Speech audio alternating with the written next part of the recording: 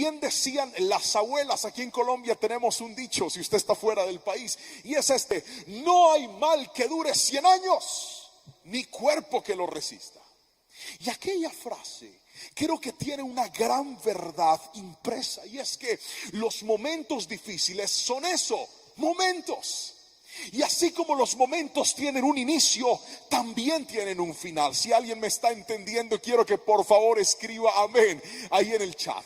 Pero quiero que escuche esto. Cuando se trata del momento difícil, la Biblia también habla de él. La Biblia también habla de qué sucede, qué pasa cuando nosotros atravesamos los momentos de dificultad. Quiero basarme en un libro del cual llevo predicando muchas semanas y hoy no va a ser la excepción. Jeremías, capítulo número 32, versículos 36 en adelante. Dice así la palabra del Señor. Jeremías capítulo 32, versículo 36 en adelante. Ahora quiero decir algo más acerca de esta ciudad. Ustedes han estado diciendo: la ciudad caerá ante el rey de Babilonia por guerra, hambre y enfermedad. Pero esto dice el Señor Dios de Israel: ciertamente traeré de regreso a mi pueblo de todos los países a donde los esparcí en mi furor. Lo traeré de regreso a esta misma ciudad para que viva en paz y en seguridad. Ellos serán mi pueblo y yo seré su Dios. Les daré un solo corazón y un solo propósito: adorarme para siempre, para su propio bien y el bien de todos sus descendientes. Versículo 40 dice: y haré un pacto eterno con ellos. Nunca dejaré de hacerles bien. Pondré en el corazón de ellos el deseo de adorarme y nunca me dejarán. Versículo 41, quiero que reciba esta palabra en su corazón. Dice: me gozaré en hacerles bien y con fidelidad, y de todo corazón los volveré a plantar en esta tierra. Jeremías es un profeta muy importante en el relato bíblico. La razón es que Jeremías fue el último profeta en profetizarle al pueblo de Dios justo antes de la destrucción que los babilonios traerían sobre el pueblo. Es más, cuando los babilonios en cabeza de Nabucodonosor vinieron a destruir la ciudad de Dios, Jerusalén y todo Judá, Jeremías estaba preso ahí. Estaba en una prisión real cuando Nabucodonosor vino a destruir la ciudad. Él les advirtió, él les dijo: miren, si ustedes siguen pecando van a venir consecuencias serias. Si ustedes siguen haciendo lo indebido, vendrá el castigo de Dios. Ellos no le prestaron atención y el discurso de Jeremías empezó a cambiar. Llegó al punto de decirles: aunque oren, Dios no va a detener el castigo. Vendrá el día difícil.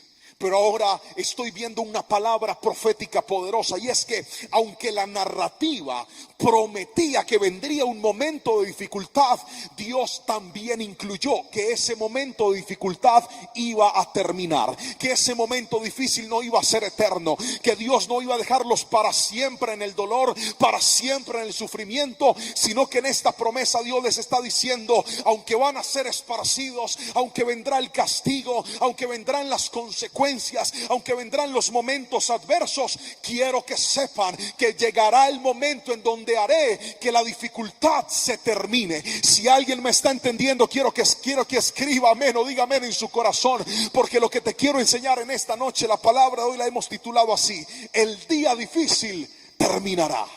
Otra vez, el día difícil terminará. Y quiero que usted, creyéndolo en su corazón, se apropie de esta palabra. Pero quisiera empezar hablando de eso, de los días difíciles. ¿Por qué pasamos nosotros momentos difíciles? ¿Por qué se activan en nuestra vida momentos complejos? Momentos que nosotros no entendemos o no comprendemos. Y encontré 3 razones. La primera, quiero que por favor lo escriba: por las consecuencias de nuestras malas decisiones. A veces los días difíciles en los que nosotros nos metemos es por nuestras malas decisiones. ¿Cuántos de nosotros a veces hicimos cosas que no debíamos hacer? Nos metimos en cosas que no nos debíamos meter. Compramos cosas que no debíamos comprar. Aceptamos personas que no debíamos aceptar y creíamos que eso era manejable, pero es que el pecado nunca será estable en la vida. Tarde o temprano lo que cimientas de manera indebida, de manera inapropiada, te va a arruinar no solamente lo que tienes, sino lo que está a tu alrededor. Eso es lo primero que puede causar problemas, nuestras malas decisiones. Pero hay otra cosa que causa problemas, y es las malas decisiones de otros. ¿Cuántos a veces nos hemos metido en problemas no por cosas que nosotros hicimos, sino por cosas que otros hicieron? Un error de alguien, una falla de un hijo, una equivocación del cónyuge, un problema en medio del trabajo, alguien hizo algo inapropiado y de repente todos salimos perjudicados. ¿Cuántas personas dicen: pastor, yo estaba trabajando bien en mi empresa, estaba haciendo las cosas de manera correcta, pero el jefe se endeudó, hizo malos movimientos financieros y ahora me quedé desempleado? Pasó algo malo, no por mi culpa, sino por la culpa de un tercero, de otra persona. Pero hay una tercera razón por la cual vienen momentos difíciles en nuestra vida, y es porque Dios se atraviesa en el camino y dice no. Hay momentos donde parece que todo va bien, usted está funcionando bien, usted está haciendo lo correcto, pero de manera inesperada y de manera sin previo aviso las cosas se dañan. Usted dice: ¿y esto qué? ¿Y esto por qué pasó? Pues yo le tengo buenas noticias. Sea que usted haya sido responsable de su mal momento, sea que haya sido otra persona, o sea que Dios se le atravesó en el camino y dijo: esto no va más. La buena noticia es que ese día difícil va a terminar. Si alguien lo cree, por favor, dígame amén. Ese momento difícil va a llegar a su final. Pero hoy quiero enseñarte dos cosas que suceden, o mejor, dos cosas que tienen que suceder para que ese día difícil termine en nuestra vida. Y lo primero, quiero que lo escriba, por favor. Usted que está tomando nota, escriba esto: Dios no corrige para destruir, sino para reparar. Otra vez: Dios no corrige para destruir, sino para reparar. El versículo 36 dice: ahora quiero decirles más algo acerca de esta ciudad. Ustedes han estado diciendo: la ciudad caerá ante el rey de Babilonia por guerra, hambre y enfermedad. Pero esto dice el Señor, Dios de Israel: ciertamente traeré de regreso a mi pueblo de todos los países a donde los esparcí en mi furor. Estamos ante un caso bíblico en donde Dios permitió consecuencias muy drásticas. Estamos ante un momento bíblico en donde Dios fue muy contundente, porque Dios primero usó recomendaciones amorosas, Dios primero usó palabras suaves, pero cuando una recomendación tranquila no cambia el corazón, Dios se vuelve drástico. Ay, pastor, a mí eso no me gusta. A mí me gusta es que me digan que Dios es todo amor. No, Dios no es alcahueta con nadie. ¿Alguien puede decirme amén? Dios no es alcahueta con el pecado. Dios no tolera lo indebido. Dios te habla, te da oportunidades, te dice: por favor, no lo hagas, no sigas más, corta con eso, eso te está haciendo daño. Pero si usted insiste y se planta terco a hacer lo que no debe hacer, pues Dios aprieta las tuercas. Y eso fue lo que le pasó al pueblo. Dios les dijo a ellos: señores, ustedes no están entendiendo lo que yo les estoy diciendo. Ustedes no quieren obedecerme. Ustedes no están valorando lo que yo les he dado. Les di una tierra, les di su libertad. Lo único que les estoy diciendo es: obedézcanme, hagan lo correcto, pero ustedes insisten en hacer lo indebido. Y entonces, cuando el ser humano se obstina en mantenerse en algo que no debería mantenerse, Dios termina haciendo que pierdas para que aprendas. Se lo voy a volver a repetir: hay gente, cuando tú no valoras lo que Dios te ha entregado, necesitas perder para aprender. Qué silencio hay aquí. Pues claro, si la iglesia no está llena. Hay gente que necesita perder para poder valorar. Pero nunca pienses que la corrección de Dios estará buscando tu destrucción. Dios no es un Dios que se alegre y diga, así que te quería ver arrastrado en el piso, llorando, deprimido y acabado. No, hay momentos donde Dios nos quita ciertas cosas que nosotros sentíamos que nadie nos iba a quitar, no para dejarnos para siempre mal, sino para decirte, ahora que tu corazón está así, ahora que tienes humildad, ahora que estás entendiendo que la vida no la puedes manejar de manera autónoma, que la vida no la puedes manejar a tu forma, ahora te voy a enseñar que contigo tengo un plan maravilloso y que aunque yo quito, yo también restituyo. Alguien tiene que decirme amén si lo cree, porque Dios no corrige para dañar, Dios corrige para reparar. Cuando Dios trae corrección a tu vida, no es para dañarte, no es para acabarte, es para mejorarte. ¿Acaso no hubiera sido de esa manera que tú hubieras buscado de Dios? ¿De qué otra forma tú hubieras podido rendir ante los pies de Cristo? Si no a través de esa crisis que hoy estás pasando. El pueblo necesitaba la corrección para entender que aquello que siempre tuvieron era lo que habían descuidado, era lo que habían perdido, era lo que siempre Dios les había entregado, pero a causa de su pecado ellos no lo estaban valorando. Tus días difíciles estimularán tus grandes cambios. Voy a volver a repetir eso. Tus días difíciles estimularán tus grandes cambios. Todavía me acuerdo el día que me echaron de la casa. Me echaron de la casa. Mi esposa me echó de la casa. Era un día normal, yo vine a trabajar a la iglesia, trabajo de tiempo completo para la obra. Era un martes, terminé escuelas, después hicimos la reunión con los líderes y siempre pasaba, se me acercaban algunos líderes, pastor, ¿usted me puede dar una consejería? Yo, claro, hermano, con mucho gusto. Y detrás venía otro, pastor, ¿me puede atender a mí? Y yo le decía, si usted me espera cuando yo termine de atender a este hermano, con mucho gusto, pero le confieso en mi corazón que yo se lo decía pues para que el hermano no se quedara esperando y más bien al otro día yo lo atendía, porque hay consejerías que a veces se podían llegar a extender. Entonces así era.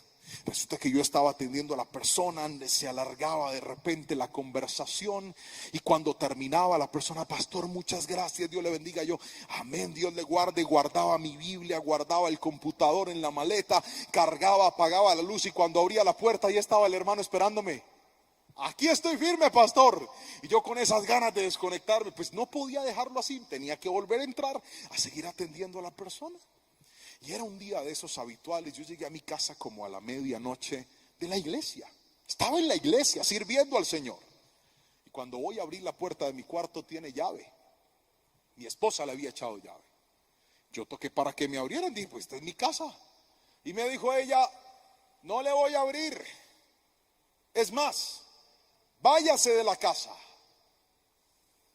Yo no lo podía creer. Y esta vieja me está echando. Me están echando de mi casa. En serio, en serio. Y de verdad estaba tan seria que yo tuve que llamar al pastor a pedirle asistencia. Ese día me echaron de la casa. Y es que el problema no era que yo había llegado tarde ese día. El problema era que todos los días yo estaba llegando tarde porque según yo era más importante mi trabajo que mi familia. Y justo cuando tenía a mi esposa más descuidada, justo cuando ella estaba teniendo que lidiar con 2 niños pequeños. Usted sabe qué es lidiar con 2 niños pequeños, ¿verdad? Algunos que son padres lo entienden. Hacerlos acostar, y más si sus hijos vienen recargados como los míos, que yo acordándome, nosotros los fabricamos como en un momento extremo. Esos pelados me salieron revolucionados. Y ahí estaba mi esposa cansada, sola, diciendo, no, yo no te necesito, tú no estás aquí con nosotros. Y esa crisis fue la que me llevó a mí a hacer cambios muy sustanciales en mi vida, porque descubrí que puedo seguir sirviendo a Dios, pero que a la vez puedo tener a mi familia en el primer lugar. Descubrí que puedo ser un hombre de Dios, que puedo ser un hombre eficiente en la obra del Señor, pero también descubrí de que nada me sirve pararme en una tarima a enseñar principios, a hablar de la palabra si mi hogar está pasando por momentos de crisis. Hay dificultades que Dios las permite, no para que ese hogar se destruya, sino para que ese hogar mejore. Se lo digo por experiencia. Yo me metí en un desierto donde sentí que todo estaba perdido, pero en ese desierto Dios dijo, dijo, ahora sí, te voy a cambiar, te voy a mejorar y te voy a transformar. Dios no corrige para destruir, Dios corrige para mejorar. Si alguien lo cree, escríbame amén, por favor, ahí en el chat. Pero déjeme pasar al segundo y último punto de este mensaje. El día difícil terminará, no solamente cuando Dios nos corrija, sino en segunda instancia va a terminar cuando vivas en el propósito de Dios. Otra vez, Dios quiere que vivas en su propósito. Muchas personas están tan envueltas en los afanes de su vida. Muchas personas están tan envueltas en los quehaceres de la vida que se les ha olvidado que nosotros fuimos creados con un propósito. Y ese propósito es más grande que nuestro propósito. Nosotros tenemos sueños, pero Dios tiene planes más grandes. Nosotros tenemos anhelos, pero Dios tiene un diseño escrito con tu nombre y con el de tu familia. Alguien tiene que escribirme amén si lo cree. Dios tiene un sueño mayor para nosotros. Cuando yo era un niño, un adolescente, mi sueño era tocar la batería. Este era el instrumento que yo más amaba. Y yo decía, yo de ahí no voy a salir. Y voy a ser un baterista y voy a tocar en muchos lugares y voy a viajar por muchos sitios detrás de unos tarros y unos platillos. Y construí mi infancia y mi juventud para convertirme en un gran músico en este instrumento. Y ahí estaba, pero Dios tenía un plan mayor y un plan diferente. Y cuando tú te ensamblas a los propósitos de Dios, al principio te vas a asustar. Al principio vas a decir, ¿será que yo puedo con esto? ¿Será que sí voy a ser capaz? ¿Será que esto sí es lo mío? Hoy te quiero decir, cuando tú te conectas con el propósito de Dios, lo haces para poder construir y cambiar tu vida para algo mejor. Yo no sé si alguien me está entendiendo en este lugar, pero déjeme por favor leer lo que dice la palabra del Señor en el versículo 37. Dice así: ciertamente traeré de regreso a mi pueblo de todos los países a donde los esparcí en mi furor. Los traeré de regreso a esta misma ciudad para que vivan en paz y seguridad. Versículo 38: ellos serán mi pueblo y yo seré su Dios. Les daré un solo corazón y un solo propósito. Míreme aquí por favor. ¿Qué dice la palabra? Les daré un corazón y un propósito. Otra vez, les daré un corazón y un propósito. Míreme aquí. Cuando la palabra habla de un corazón, está hablando de un principio llamado unidad. Escríbalo por favor. Unidad. Hay gente que no ha salido de sus crisis porque en su vida no hay unidad. ¿Sabe qué dice la palabra del Señor? Un día Jesús fue atacado por los fariseos y le decían, tú debes echar demonios por Belcebú, el príncipe de las tinieblas. Y Jesús, sonriendo, le dijo, ustedes están tostados. Bueno, esa palabra es colombiana. Ustedes están equivocadísimos. Ustedes no saben que cuando un reino ataca a su propio reino se destruye.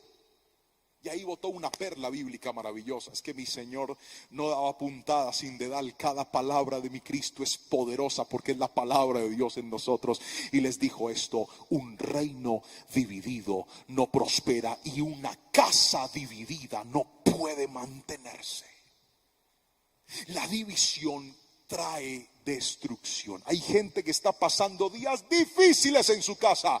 ¿Sabe por qué?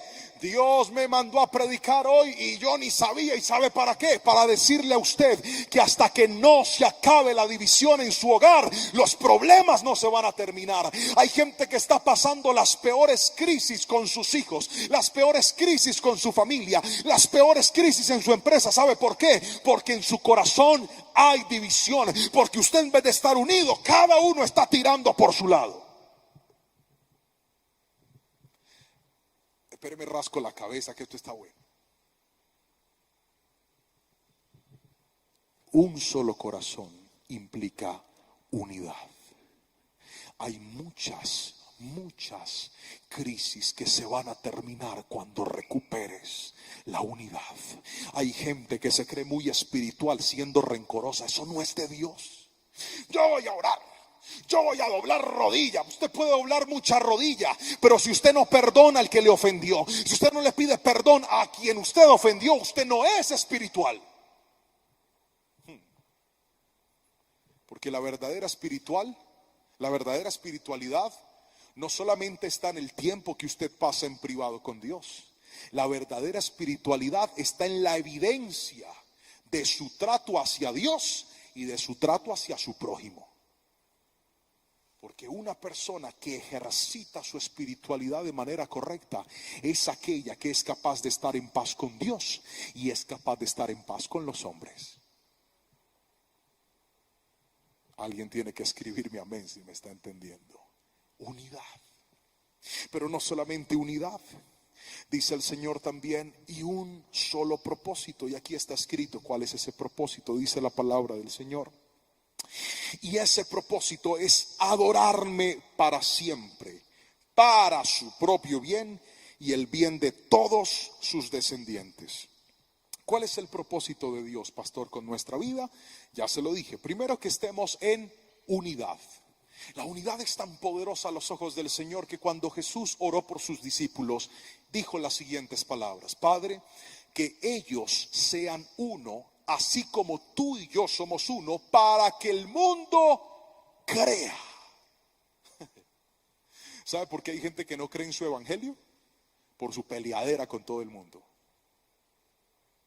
¿Sabe por qué hay gente que no cree en su evangelio? Porque usted es especialista en guardar rencor y resentimiento.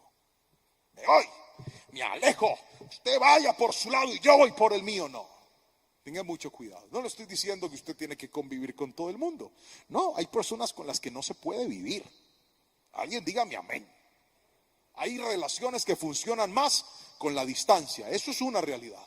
Pero una cosa es tomar distancia con alguien porque no nos entendemos, porque algunas cosas no funcionan. Y otra cosa es tomar distancia con alguien con quien estoy resentido y estoy cargado. Yo puedo tomar distancia de una persona con las que las cosas no funcionaron bien, pero tengo paz en mi corazón. No hay resentimiento, puedo saludarle, puedo hablarle, puedo compartir con él, podemos vernos de manera ocasional. Es más, hay personas que han mejorado sus relaciones familiares cuando cada uno va para su lugar. Sí, hay familias que viven con tíos, con hermanos, varias familias en una misma casa y a veces tienen muchos conflictos.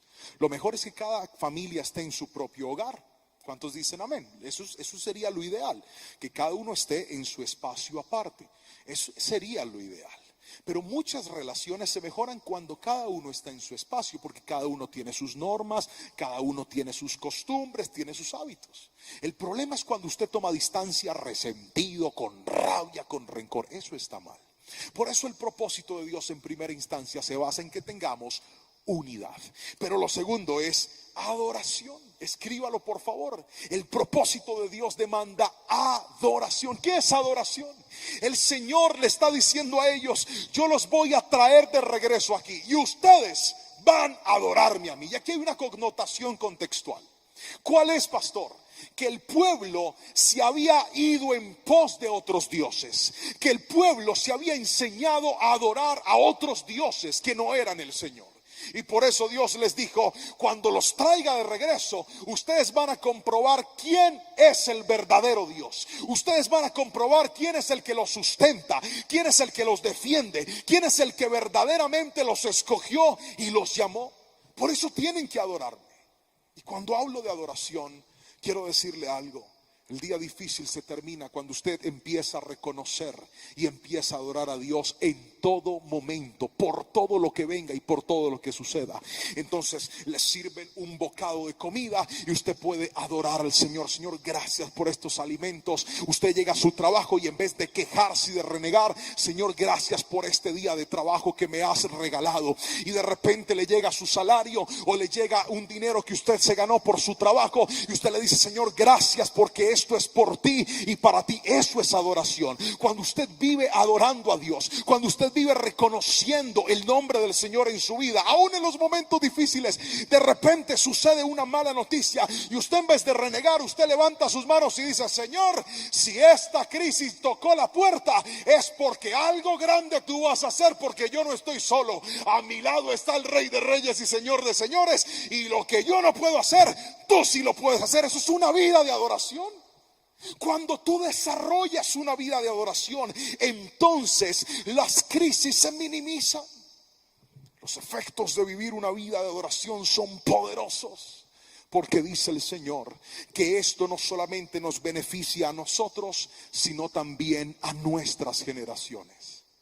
La semana pasada estaba en mi apartamento escribiendo una predicación. Era la predicación que compartí el sábado pasado en la celebración de jóvenes. Y mi hijo había dormido en la tarde, el mayor. Entonces se despertó, él estaba en su cuarto cantando. Y yo lo escuchaba que él cantaba. Y la mamá me dijo: mi amor, manda a acostar a Jerónimo para que ya vaya a descansar. Yo fui a la habitación de él a decirle que se acostara, pero me sorprendió lo que encontré. Jerónimo estaba cantando una canción para Dios y tenía los ojitos llenos de lágrimas. Me dijo: papi, le compuse una canción a Dios. Aquí en mi celular está la grabación de la canción. No se lo voy a poner porque todavía tengo que afinarle 4,000 pesos al pelado en la voz. Pero le prometí que íbamos a hacer juntos esa canción que él había hecho a Dios y la íbamos a arreglar para que algún día se la cantara a Dios. Usted no se imagina lo que yo sentí en mi corazón luego de ver que un niño de 6 años, sin que yo lo mandara, sin que yo le dijera nada, estaba en un cuarto tratando de ajustar algunas frases para que con su corazón y con toda su vida pudiera adorar al Señor. Yo no sé si usted me está entendiendo hoy aquí, pero cuando usted vive reconociendo que Dios es el todo de su vida, eso no solamente te va a cambiar la vida a ti, eso va a alcanzar a tus generaciones también. Eso va a alcanzar a tus hijos y a los hijos de tus hijos también. Alguien tiene que levantar su mano donde sea que se encuentre y decir: Señor, viviré en adoración a ti, viviré reconociendo que no hay nadie como tú. Cuando vengan las crisis, mis hijos me verán adorarte. Cuando vengan los momentos de bendición, mis hijos me verán adorarte. Cuando vengan los momentos duros, mi familia me verá adorarte. Cuando vengan los momentos de aflicción, todos me verán adorarte, porque tú eres más grande que cualquier desierto, tú eres más grande que cualquier crisis. El día difícil se termina cuando entiendes que pase lo que pase y venga lo que venga, nada se iguala a tu Dios. Nada es más poderoso que Dios. Nadie es más grande que tu Dios. Por eso levántale tus manos ahí donde estás en esta noche y dile: Señor, ayúdame, porque yo te necesito.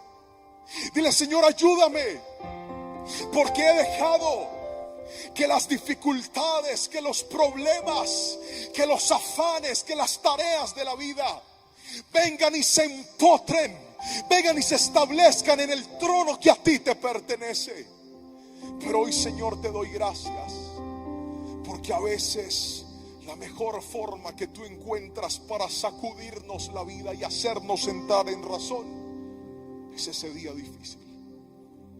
Es ese día en el que sentimos que todo se está acabando. Es ese día en el que sentimos que todo está perdido. Pero bueno es Dios, que en esta noche te dijo: en medio de ese día difícil, te voy a mejorar. En medio de ese día difícil, haré que recuperes la unidad que perdiste. En ese día difícil, voy a hacer que vuelvas a adorarme, que vuelvas a darme la gloria por todo lo que ha llegado a tu vida. No se te olvide que si una puerta se te abre, no es por tu talento, no es por tu estudio, no es por tu capacidad. Todo eso es bueno. Dale siempre la gloria al Señor. Dile: Señor, es gracias a ti, es por ti y para ti. Te llamaron para un contrato o algo bueno. Deja de presumir delante de todo el mundo y dale la gloria al Señor. Dile: gracias, Señor, porque esto es por ti y para ti. Te ascendieron, dale la gloria al Señor. Te dijeron no hay más trabajo, dale la gloria al Señor. Y dile: Señor, no hay mal que por bien no venga, decía mi abuela la profeta. Dale siempre la gloria a Dios. Y te vas a dar cuenta que el diablo no puede atacar la mente de una persona que en todo tiempo glorifica al Señor. No puede, no puede.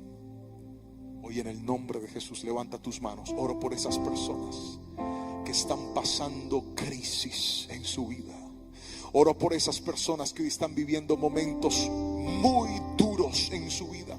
Levanta tus manitos, Padre. Oro por esos pensamientos que están atormentando a personas aquí que no los han dejado dormir. Oro por esos pensamientos que les han llevado aún a considerar el suicidio como una solución. Espíritu de muerte, suelta ese cuerpo en el nombre de Jesús. Porque hoy la palabra de Dios es más poderosa que cualquier pensamiento del infierno. Y hoy Dios te dice: voy a mejorarte, voy a transformarte, voy a devolver la unidad y voy a hacer que vuelvas a adorarme. Señor, yo bendigo tu iglesia en esta noche y declaro en el poderoso nombre de Jesús que esta palabra que hoy nos has regalado la atesoramos en nuestras vidas, la atesoramos en nuestros corazones, la atesoramos en nuestras mentes. Qué precioso fue lo que hiciste con tu pueblo, Señor.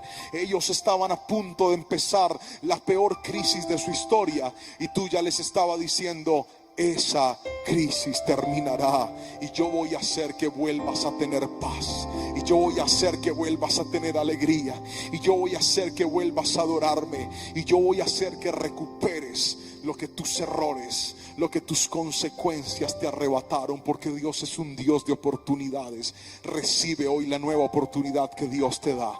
Recibe hoy la nueva oportunidad que Dios te da. Y declaro hoy vidas levantadas y restauradas por el poder del nombre de Cristo Jesús. Amén, amén.